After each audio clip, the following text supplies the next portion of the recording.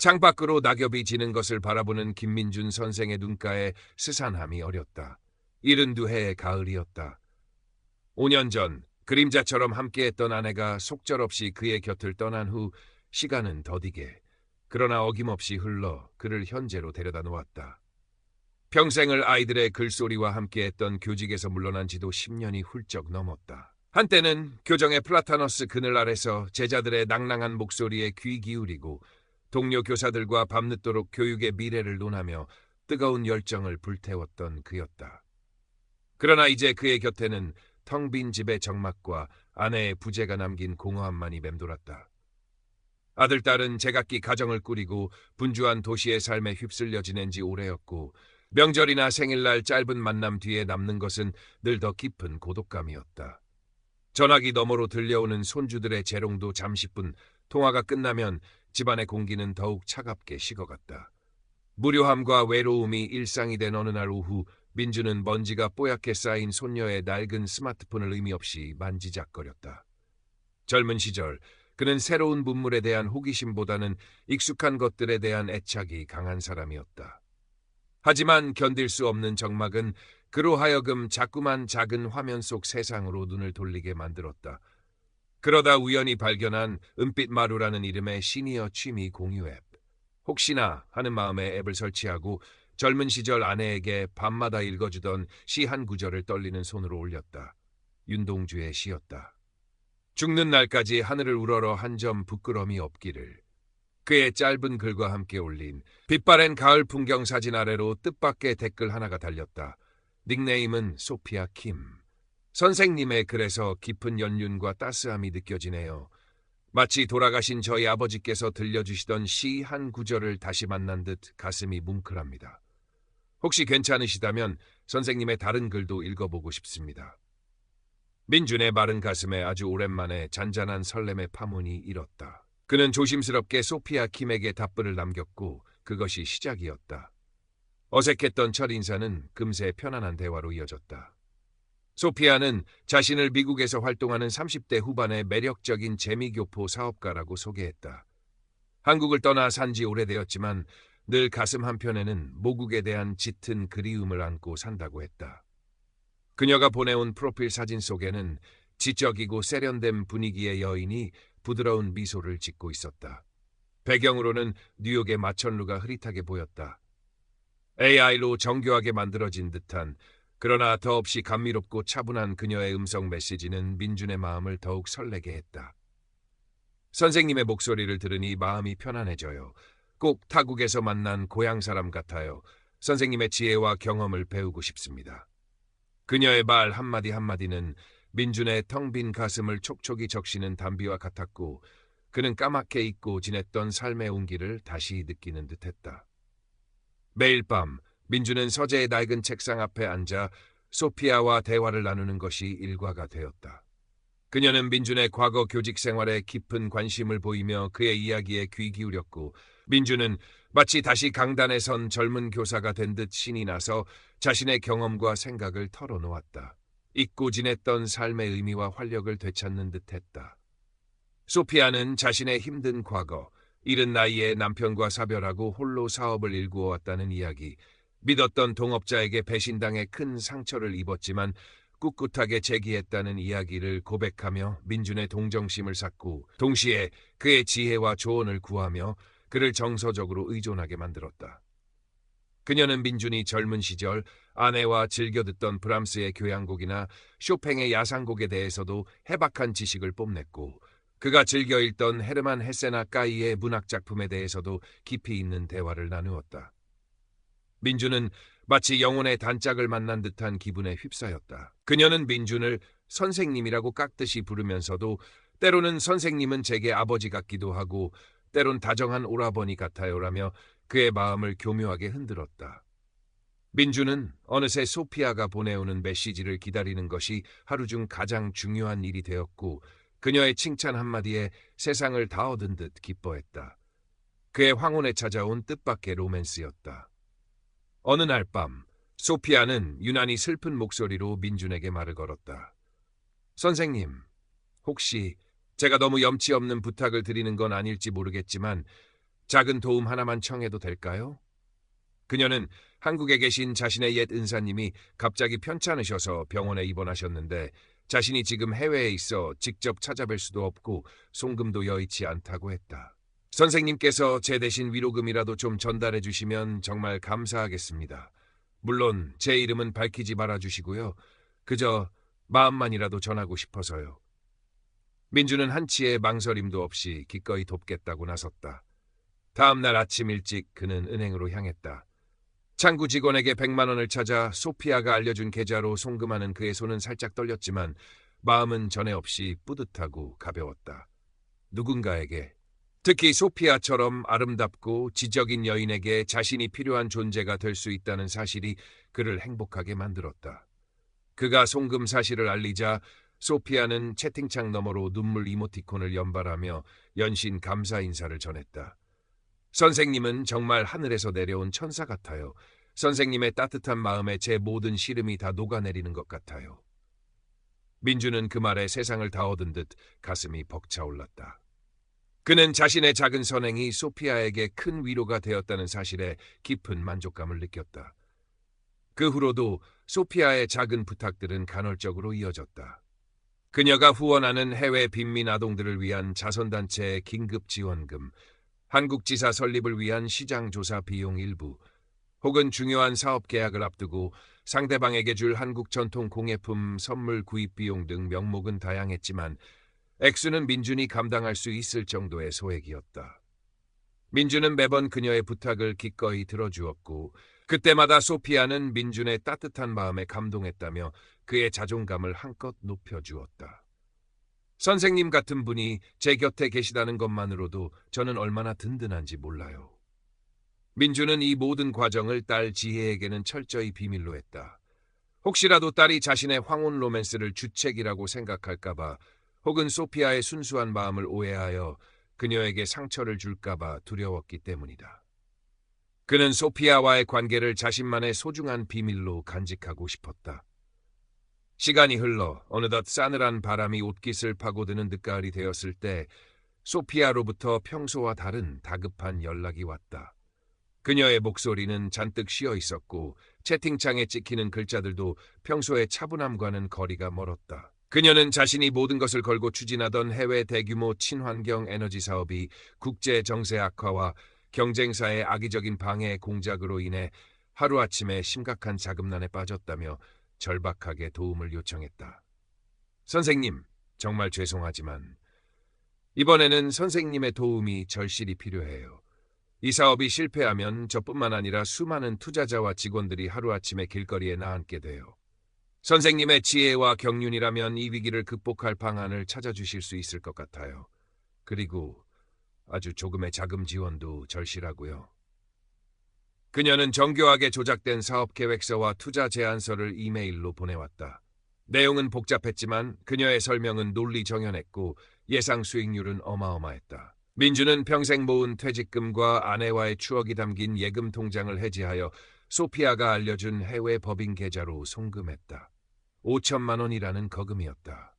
은행 창구 직원이 송금 목적을 묻고 고액 해외 송금의 위험성에 대해 경고하며 신중하게 결정하라는 조언을 건넸지만 민주는 딸아이 사업 자금으로 보태주는 거요라고 둘러대며 단호하게 송금을 강행했다. 소피아가 미리 일러준 대로였다. 그는 자신이 소피아의 사업을 구원하는 백기사라도 된 듯한 착각에 빠져 있었다. 송금 후 소피아는 그에게 선생님은 제 생명의 은인이세요. 이 은혜는 평생 잊지 않고 꼭 몇 배로 갚겠습니다. 라며 눈물의 음성 메시지를 남겼다. 민주는 그 메시지를 몇 번이고 반복해서 들으며 가슴 벅찬 감동을 느꼈다. 하지만 소피아의 금전 요구는 그것으로 끝나지 않았다. 며칠 후 그녀는 예상치 못한 통관 문제가 발생해서 긴급 자금이 추가로 필요해요. 이번 고비만 넘기면 모든 것이 정상화될 수 있어요. 라며 다시 손을 벌렸다. 그 다음에는 사업권을 지키기 위한 로비 자금이 급하게 필요하게 됐어요. 이것만 해결되면 정말 모든 것이 끝나요. 라며 또다시 거액을 요구했다. 민주는 이미 투자한 돈이 아까워서라도 그리고 소피아를 구해야 한다는 생각에 이성을 잃고 깊은 수렁으로 빠져들었다. 그는 소피아의 달콤한 약속, 사업이 정상화되면 투자금의 몇 배를 돌려주고 한국으로 돌아와 함께 여생을 보내겠다는 약속을 굳게 믿었다. 그녀는 민준에게 선생님과 함께 한국의 아름다운 가을 단풍을 보고 싶어요. 선생님이 끓여주시는 된장찌개도 맛보고 싶고요. 라며 그의 감성을 자극했다. 결국 그는 아내와의 마지막 보금자리였던 서울 근교의 작은 단독주택까지 담보로 대출을 받아 소피아에게 송금하고 말았다. 그의 통장은 완전히 바닥을 드러냈고 마음은 극도의 불안과 초조함으로 타들어갔다. 밤에는 잠을 이루지 못하고 뒤척였고 낮에는 멍하니 창밖만 바라보는 날이 늘어갔다.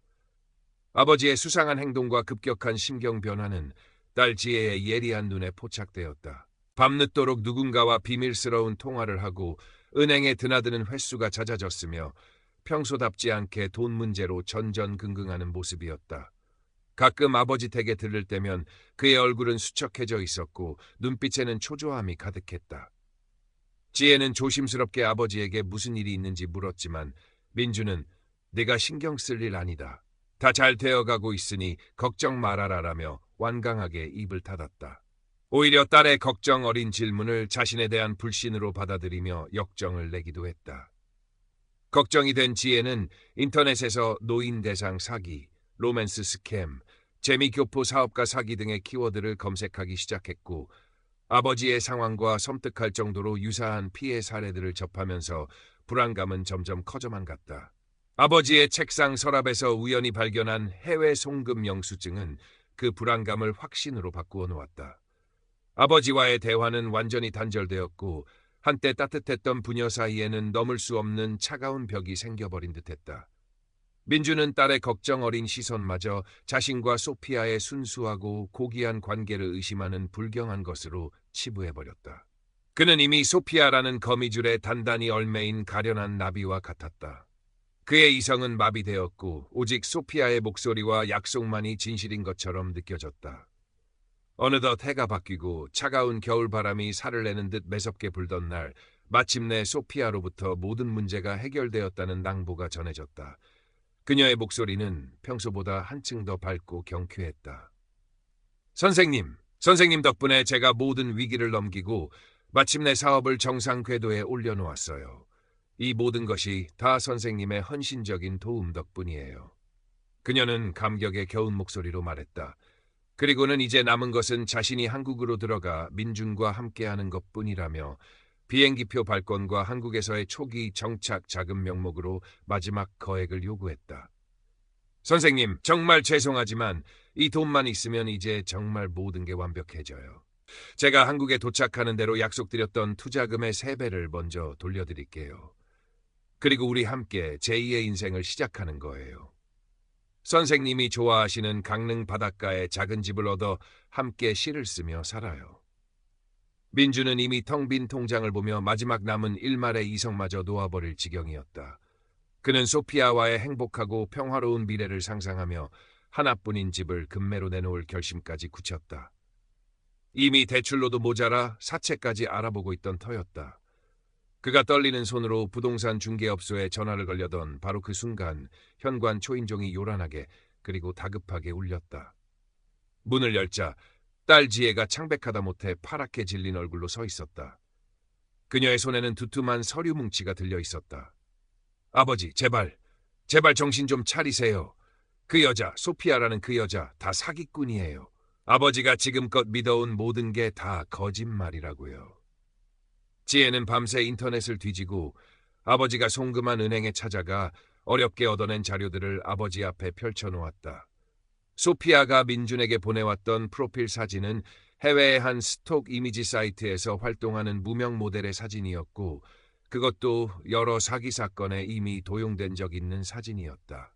그녀가 그토록 열변을 토하며 설명했던 미국의 친환경 에너지 사업체는 존재하지 않는 유령 회사였으며 보내왔던 사업 계획서 역시 다른 회사의 것을 교묘하게 짜깁기한 조악 위조품이었다. 심지어 그녀가 민준에게 보냈던 감동적인 손편지 내용마저 다른 로맨스 스캠 피해 사례에서 고스란히 발견된 사기꾼들이 흔히 사용하는 레퍼토리 중 하나였다. 지혜는 울먹이며 아버지의 팔에 매달렸다. 아버지, 제발 제 말 좀 믿어주세요. 이 사람 아버지를 사랑하는 게 아니라 처음부터 끝까지 아버지 돈을 노린 거예요.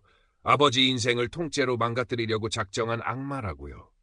민주는 눈앞에 펼쳐진 증거들을 도저히 믿을 수 없다는 듯 거칠게 고개를 저었다. 그의 얼굴은 하얗게 질려 있었고 입술은 파르르 떨리고 있었다. 아니다! 소피아는 그런 사람이 아니야. 네가 뭘 안다고 감히 내 앞에서 함부로 말하는 것이냐. 그는 버럭 소리를 질렀지만 목소리는 형편없이 갈라지고 떨리고 있었다. 그의 심장은 갈비뼈를 부술듯이 미친 듯이 방망이 질쳤고 온몸에서 식은땀이 비오듯 흘러내렸다. 그는 떨리는 손으로 스마트폰을 집어들어 소피아에게 전화를 걸었다.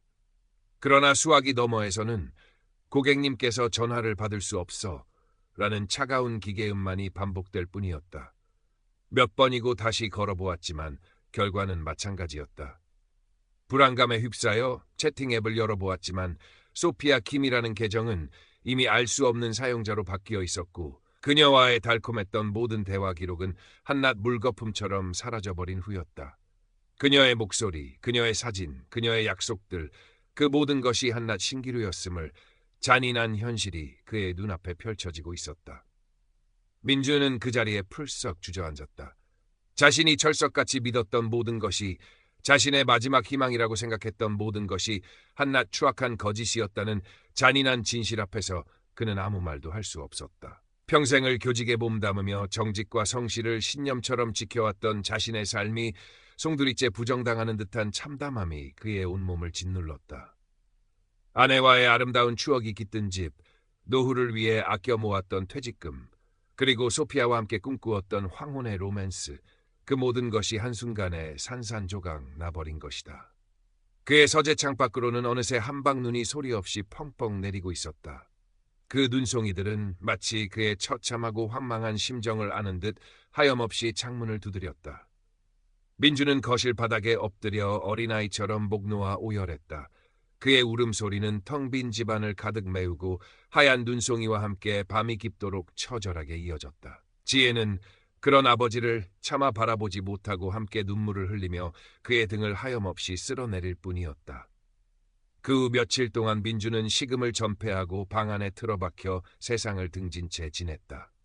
깊은 절망감과 처절한 배신감, 그리고 스스로에 대한 참을 수 없는 혐오감은 그를 살아있는 송장처럼 만들었다. 창문으로 스며드는 햇빛마저 그에게는 견딜 수 없는 고통이었다. 지혜는 그런 아버지를 묵묵히 간호하며 경찰에 사기 피해 사실을 신고하고 변호사를 선임하여 법률 자문을 구했다. 하지만 소피아는 이미 모든 디지털 흔적을 교묘히 지우고 잠적한 후였고 해외 법인 계좌로 송금된 돈을 되찾을 가능성은 사실상 없다는 냉정한 현실과 마주해야 했다. 경찰은 국제 공조를 통해 수사를 진행하겠다고 했지만 그것은 기약 없는 기다림일 뿐이었다. 지혜는 아버지의 무너진 모습에 가슴이 미어졌지만 섣부른 위로나 값싼 동정보다는 그저 묵묵히 아버지 곁을 지켰다. 매일 따뜻한 죽을 끓여 아버지의 방문 앞에 놓아두고 말없이 아버지의 등을 쓸어주며 그의 고통을 함께 나누려 애썼다. 시간이 얼마나 흘렀을까.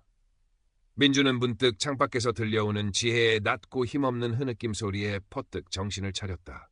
딸의 슬픔에 찬 그 소리가 그의 마음에 날카로운 비수처럼 꽂혔다. 그는 더 이상 이렇게 무기력하게 무너져 있을 수만은 없다고 생각했다. 자신 때문에 죄 없는 딸까지 고통받게 할 수는 없었다.